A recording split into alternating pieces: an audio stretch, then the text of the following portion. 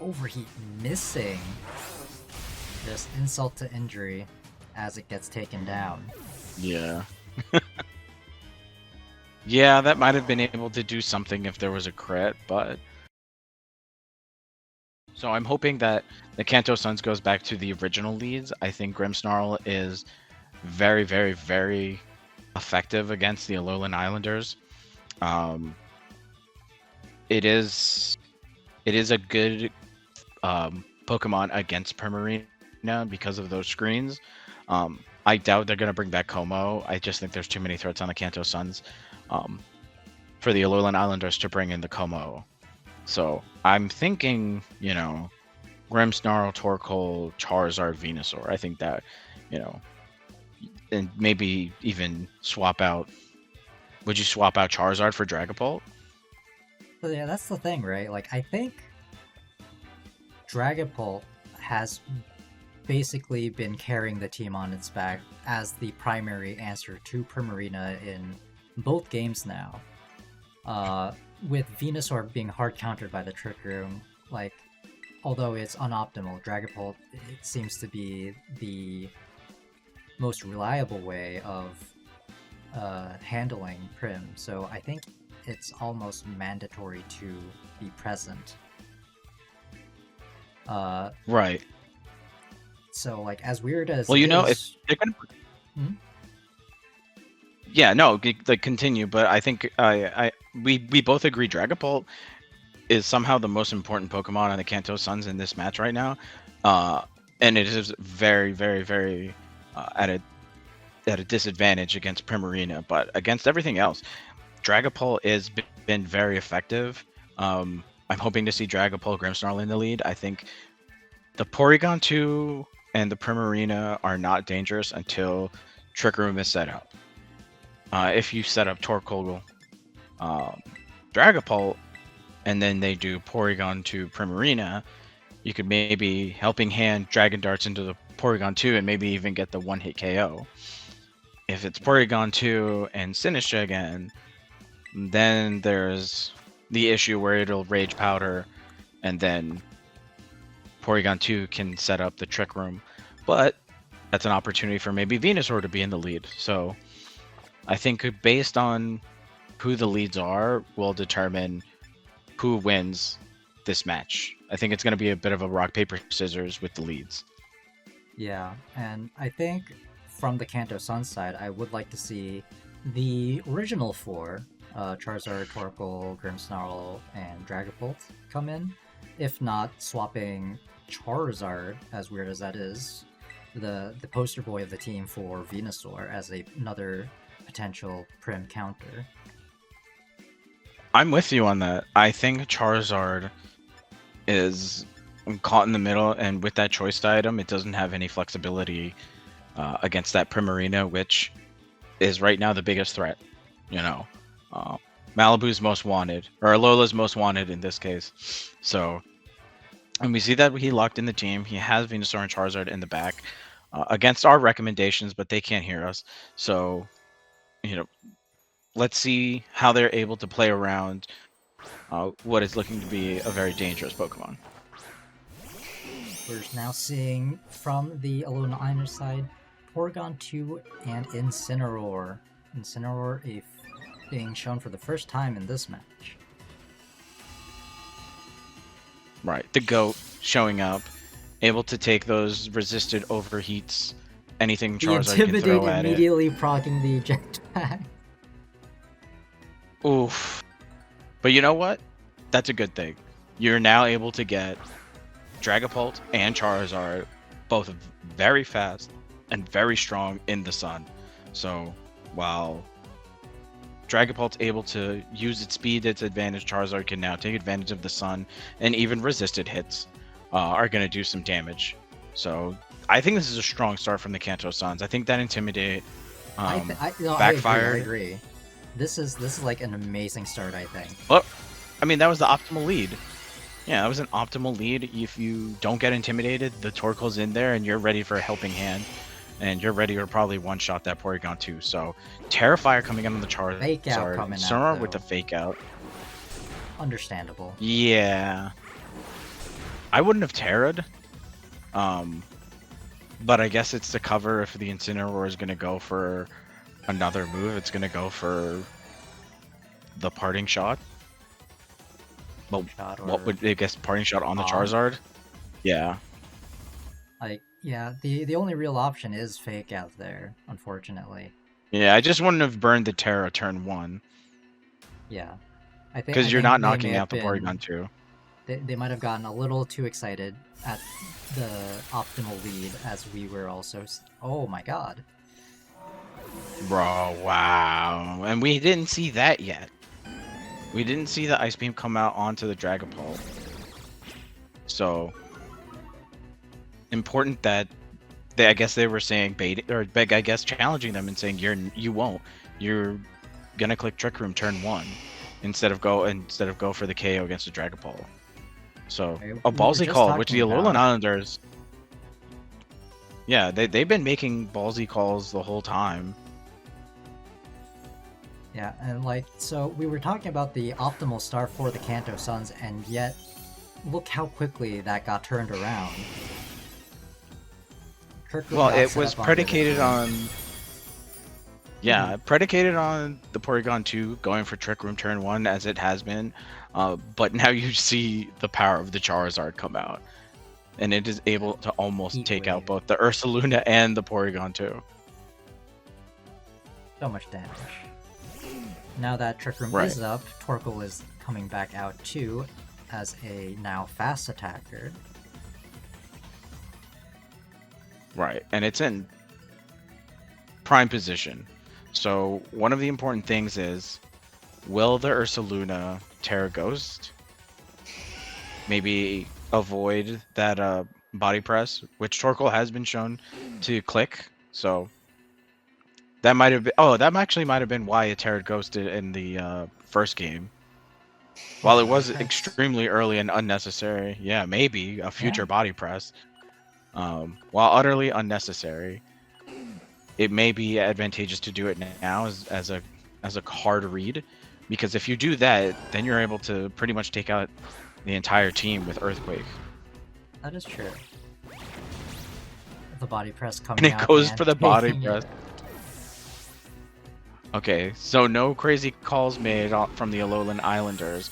A smart move from the Kanto Suns, keeping that Charizard in the back, keeping it safe, trying to wait out the Trick Room. Porygon2 taking advantage of the lack of damage output and clicking Recover, bringing itself back up to around 70%. And its favorite partner is coming out, Primarina. Alright, and Primarina... Yeah, that was automatic. They knew already. One of the important things is the sun is out. So even with the boost from Mystic Water, the sun is going to start, evaporating all those hyper voices. Yeah. That's a weird thought, isn't it? The sun is evaporating sound. Wow. However the sound goes through Primarina to turn into water from its hidden ability, I'm not going to question the science. Arceus works in mysterious ways. Porygon2 coming out from the Paraflying. Okay, I do. Is it specifically a counter for the body press? Is that what it is? Is that what it's always been? Yeah, these Terras are so questionable, but I would guess so. Just because in this position, it works, I guess. So. But yeah, no, like yeah, it always feels weird to see that. Right, I don't think a body press from the Torkoal would be doing much to the Porygon2. Yeah, especially when of the Terra. Yeah. Especially when Primarina actually has Terra Bug, which is pretty useful against the Kanto Suns. Anyways, even with Light Screen and the Sun, even number Pokemon, but Prim being on the field just by itself feels so much more oppressive and makes it feel like the Kanto Suns are getting pushed back hard, even though both teams are in similar situation, team count wise and everything. Well, I think one of the most important things is without that the Kanto Suns right now don't have any damage dealers.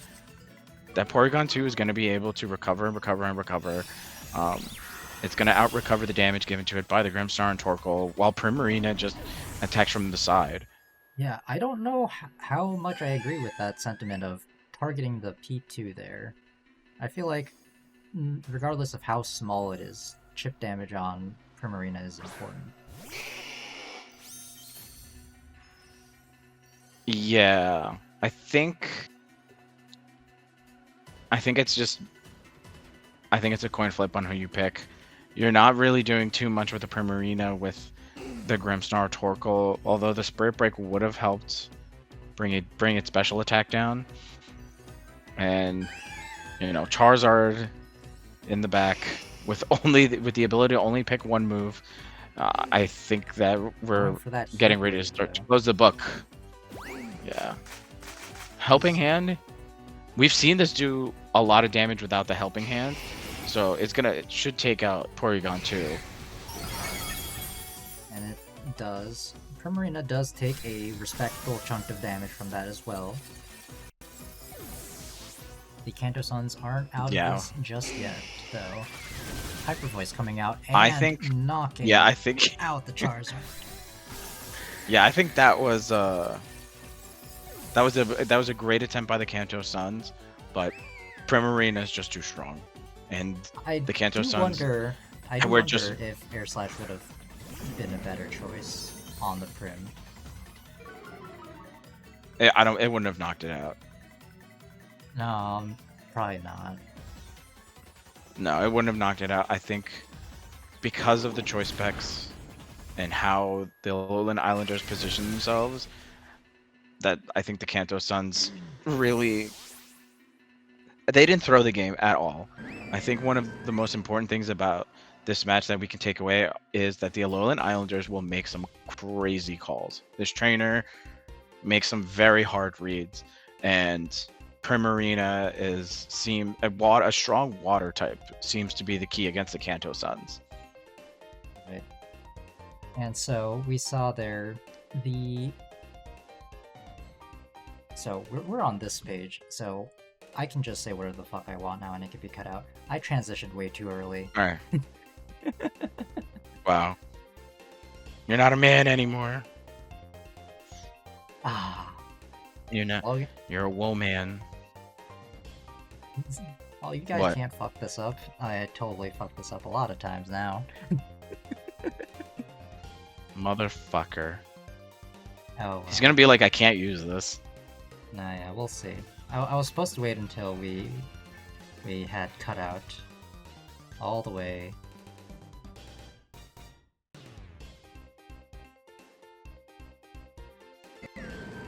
It's supposed to be like here. So what do you want to do? That was where I was supposed to just do the third match again? No, or he's gonna have to edit to this point. I think we're just gonna give it to him like that.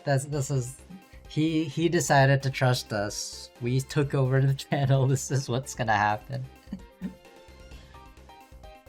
This is I think this the is jank a is horrible job. This is like when we're like the government of a country after it's been destabilized. We have no idea what's going on. And that's the fun of it. Until people get hungry and start rioting. Then it's not fun anymore. Anyways, let's just wrap this up.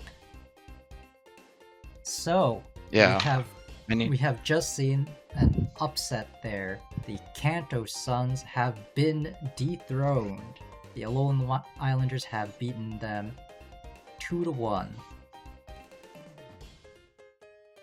Yeah, after game one, I really was convinced that the Kanto Suns were going to go completely undefeated in this. But the Alolan Islanders, credit to them, they made some very ballsy decisions. They made some very hard reads. Um, I think we've probably have seen what the weakness of the Kanto Suns is, and I think it's a bulky water or Yeah, and it's a fairy Primarina. attacks. Right, Primarina and getting the speed control, getting the speed advantage.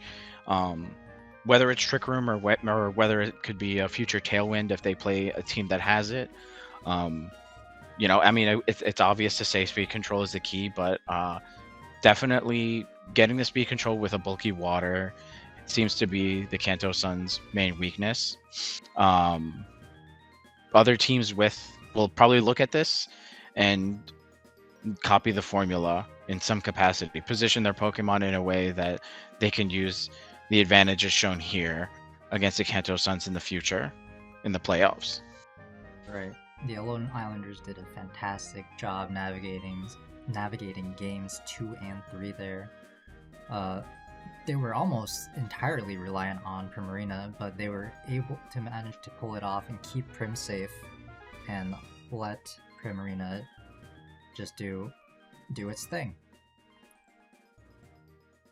Oh yeah, the Porygon2, I would also, if Primarina was not eligible, Porygon2 is the runner-up for MVP because the damage it's able to do, the downloadability can be very strong. It can, as we saw in Game 3, that Ice Beam took out that Dragapult, and instead of clicking Trick Room, Porygon2 turned itself into an offensive threat, and I think it swung the momentum towards the Alolan Islanders, and they never let go. So congratulations to them. This is I don't think we need to be on fraud alert for the Kanto Suns. I think they're still the team to beat. Um, you and I both mentioned that there were leads that we probably would have liked to have seen more, and maybe a little bit of a different strategy in a rematch if we see one in the playoffs.